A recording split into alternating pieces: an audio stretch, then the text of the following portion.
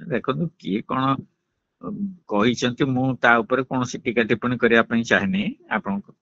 ଖାଲି କହିବାକୁ ଚାହେଁ ତଥାଗତ ବାବୁ ମଧ୍ୟ ବହୁତ ଦିନ ଧରିକି ସେ ଦଳରେ ଥିଲେ, ବିଧାୟକ ଥିଲେ, ମନ୍ତ୍ରୀ ଥିଲେ, ଇଏ କଣ ସାଂସଦ ଥିଲେ। ଏଣୁ ସେ କୋଉ ପରିସ୍ଥିତିରେ କଣ କହିଛନ୍ତି ମୁଁ ଜାଣିନି ଠିକ ଭାବରେ, ତା ଉପରେ ମୁଁ ଟୀକା ଟିପ୍ପଣୀ କରିବା ପାଇଁ ଚାହେଁନି। କିନ୍ତୁ ଏତିକି କହିବା ପାଇଁ ଚାହେଁ ଯେ କୌଣସି ଦଳର ସେମିତି କୁହାଯାଇ ପାରିବନି ଔଷଧର ଯେମିତି ଗୋଟେ ଏକ୍ସପାୟରୀ ଡେଟ୍ ବା ତାର ମିଆଦ ଶେଷ ହେଇଯାଇଛି, ସେଭଳି ଭାବରେ ଶେଷ ହୁଏ ନାହିଁ। କିନ୍ତୁ ଏକଥାକୁ ଅସ୍ୱୀକାର କରାଯାଇ ପାରିବନି ଯେ ବିଜୁ ଜନତା ଦଳ ଯେ କ୍ରମଶଃ ଯଦି ସ୍ଥିତିକୁ ନ ସୁଧାରେ ତାହେଲେ ସେ ଦିନକୁ ଦିନ ତାର ସ୍ଥିତି ଯେ ଦୁର୍ବଳ ହଉଛି ଏକଥାକୁ ଅସ୍ୱୀକାର କରାଯାଇ ପାରିବ ନାହିଁ। ଆଉ ଯଦି ଏଇ ଧାରାରେ ଚାଲିବ ତାହେଲେ ନିଶ୍ଚିତ ଭାବରେ ଆମେ ଯୋଉ ଆଲୋଚନା କରୁଛନ୍ତି ଦଳ ବିଭାଜିତ ହେଇପାରେ ବା ଦଳ ଆହୁରି କମଜୋର ହେଇପାରେ, ତାର ଭବିଷ୍ୟତ ଅନ୍ଧକାରମୟ ହେଇଯିବା ଏ ସମ୍ଭାବନାକୁ ମଧ୍ୟ ଏଡାଇ ଦିଆଯାଇ ପାରିବ ନାହିଁ। ବିଜୁ ଜନତା ଦଳ ବା ବିଜେଡି ଓଡିଶାରେ ମୁଖ୍ୟ ବିରୋଧୀ ଦଳ ଭୂମିକା ନିର୍ବାହ କରୁଛି। ଯଦିଓ ସେମାନେ ସଂଖ୍ୟା ଦୃଷ୍ଟିରୁ ବେଶ 51 ଜଣ ବିଧାୟକ ଅଛନ୍ତି, ଅନେକ ସମୟରେ ବିଜୁ ଜନତା ଦଳରେ ଗଭୀର ଅସନ୍ତୋଷ ରହିଛି କେତେକ, ବିଶେଷ କରି ବରିଷ୍ଠ ସଭ୍ୟ ମାନଙ୍କର ବା ବିଧାୟକ ମାନଙ୍କର, ପରାଜିତ ପ୍ରାର୍ଥୀ ମାନଙ୍କର ଏଇ ଜିନିଷ ଆଲୋଚନା ହଉଛି ବେଶ କିଛି ସମୟ, କିଛି ଦିନ ଧରି ବା କିଛି ମାସ ଧରି। ଆଉ ୟା ପୂର୍ବରୁ ଯେତେ ସବୁ ଗୁରୁତ୍ୱପୂର୍ଣ୍ଣ ସ୍ପର୍ଶକାତର ଗମ୍ଭୀର ପ୍ରସଙ୍ଗ, ସେଥିରେ ମଧ୍ୟ ବିଜୁ ଜନତା ଦଳର କ୍ଲିୟର ଷ୍ଟାଣ୍ଡ ବା ତାଙ୍କର ସ୍ପଷ୍ଟ ଆଭିମୁଖ୍ୟ ପ୍ରଦର୍ଶନ ନ କରିବା ଯୋଗୁଁ ଦଳ ଭିତରେ ଗଭୀର ଅସନ୍ତୋଷ ବା ଭିନ୍ନ ମତ ଥିବା କଥା ଗଣମାଧ୍ୟମରେ ଚର୍ଚ୍ଚା ହେଇଛି। ଦୃଷ୍ଟାନ୍ତ ସ୍ୱରୂପ ଆମେ କହିପାରନ୍ତି ତା ପୂର୍ବରୁ ଯୋଉ ୱାକଫ ବିଲ୍ ପାର୍ଲାମେଣ୍ଟରେ, ତାକୁ ନେଇକି ଯେଭଳି ଭାବରେ ସ୍ପଷ୍ଟ ମତ ରଖିପାରି ନଥିଲା, ଯୋଉଥିପାଇଁ କି ଦଳକୁ ଗଭୀର ମୂଲ୍ୟ ଦେବାକୁ ପଡିଥିଲା, ତାକୁ ନେଇକି ଅନେକ ଶାସକ ଦଳ ବିରୋଧୀ ବିଜୁ ଜନତା ଦଳର ବରିଷ୍ଠ ସଭ୍ୟ ସେମାନେ ଗଭୀର ଅସନ୍ତୋଷ ପ୍ରକଟ କରିଥିଲେ। ସେଭଳି ଭାବରେ ଅନେକ କଥା କୁହାଯାଇପାରେ, ଯୋଉଥିରେ କି ବିଶେଷ କରି ଯେତେବେଳେ ବିଜୁ ଜନତା ଦଳ ଥିଲା କ୍ଷମତାରେ ଥିଲା, ସେତେବେଳେ ମଧ୍ୟ ରାଜ୍ୟର ବୃହତ୍ତର ସ୍ୱାର୍ଥ ଦୃଷ୍ଟିରୁ ଯେଭଳି ଭାବରେ ଭୂମିକା ନିର୍ବାହ କରିବା କଥା ତାହା କରୁନଥିବାର ଅଭିଯୋଗ ହଉଥିଲା। ପ୍ରତ୍ୟେକ ଗୁରୁତ୍ୱପୂର୍ଣ୍ଣ ବା ମହତ୍ୱପୂର୍ଣ୍ଣ ଘଟଣାରେ କେନ୍ଦ୍ର ସରକାର ବା ଏନଡିଏ, ବିଜେପି ନେତୃତ୍ୱାଧୀନ ଏନଡିଏ ବା ଏନଡିଏ ସରକାରଙ୍କର ଯେତେ ସବୁ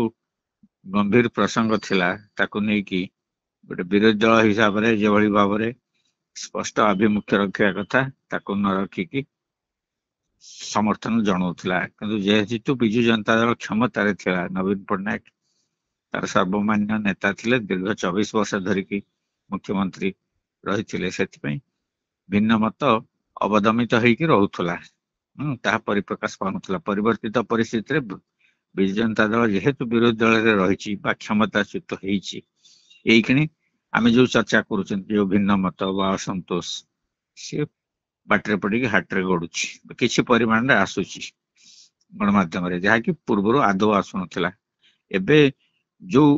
କଥା ଆପଣ ପ୍ରଶ୍ନ ପଚାରୁଛନ୍ତି ଯେ ଦଳ ଭିତରେ ଯୋଉ ବିଦ୍ରୋହ, ଇଏ ନିଶ୍ଚିତ ଭାବରେ ରହିଛି, ଭିନ୍ନ ମତ ବା ଅସନ୍ତୋଷ ରହିଛି ଅନେକ ବରିଷ୍ଠ, ସେ ସମୟ ହିଁ କହିବ ଦିନରେ ଯେ କଣ ପ୍ରକୃତରେ ବିଜୁ ଜନତା ଦଳ ତାର ଭବିଷ୍ୟତ କଣ ହବ। ଏ ଭିନ୍ନ ମତ ବା ଯୋଉ ଅସନ୍ତୁଷ୍ଟ ସଭ୍ୟମାନେ ଅଛନ୍ତି, ସେମାନେ କେତେ ଦୂର ସେମାନଙ୍କର ନିଜର ନିଷ୍ଠା ପ୍ରଦର୍ଶନ କରିବେ ବା ଚାପ ସୃଷ୍ଟି କରିପାରିବେ ନେତୃତ୍ୱ ଉପରେ, ସେ ସମୟ ହିଁ କହିବ। ଦେଖନ୍ତୁ, ନବୀନ ବାବୁ ଯେ ଏ କଥା ଜାଣିନାହାନ୍ତି, ଆମେ ସାଧାରଣ ନାଗରିକ ହିସାବରେ ଜାଣୁଛନ୍ତି। ସେ ତ ସେ ଦଳର ନେତା, ଦୀର୍ଘ 24 ବର୍ଷ ଧରିକି ଶାସନରେ ଥିଲେ, ନିଜ ମୁଖ୍ୟମନ୍ତ୍ରୀ, ସେ ଯେ ଜାଣିନାହାନ୍ତି ସେ କଥା କୁହାଯାଇ ପାରିବନି। ସବୁଠୁ ବଡ ଆହ୍ୱାନ ହଉଛି ବିଜୁ ଜନତା ଦଳ ପାଇଁ ବର୍ତ୍ତମାନ ଯେ ବିରୋଧୀ ଦଳରେ ଥିବା ଥାଇକି, ମୁଖ୍ୟ ବିରୋଧୀ ଦଳରେ ଥାଇକି କିଭଳି ଭାବରେ ଦଳକୁ ଏକଜୁଟ କରିକି ରଖିବା। ଆପଣ ଜାଣିଛନ୍ତି, ଯେତେ ମିତ୍ରତା ବା ବନ୍ଧୁତ୍ୱ ଥିଲେ ମଧ୍ୟ ଭାରତୀୟ ଜନତା ପାର୍ଟି ବା ନରେନ୍ଦ୍ର ମୋଦୀଙ୍କ ସାଙ୍ଗରେ ବ୍ୟକ୍ତିଗତ ସମ୍ପର୍କ ଥିଲେ ମଧ୍ୟ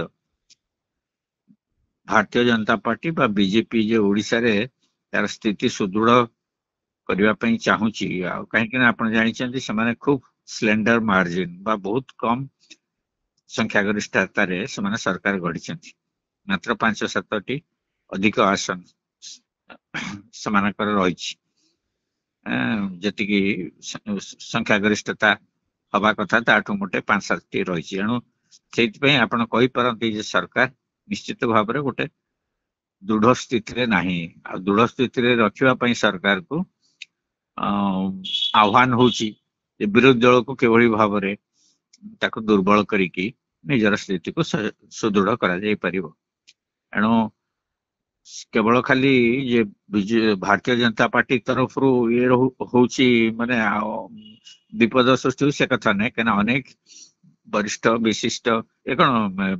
ये जो असंतुष्ट नेता माने से चाहूंती जदि दलर जे भली भाव मुख्य विरोधी दलर भूमिका निर्वाह करने कथा राज्य स्वार्थ प्रति दृष्टि दबा कथा जदि से गुलारे न चलो जनता दल ताले समाने विकल्प स्वरूप जहाँ वर्तमान स्थिति से सामने दुईटी दिग रही दुईटी दल रही गोटे भारतीय जनता पार्टी गोटे कांग्रेस दल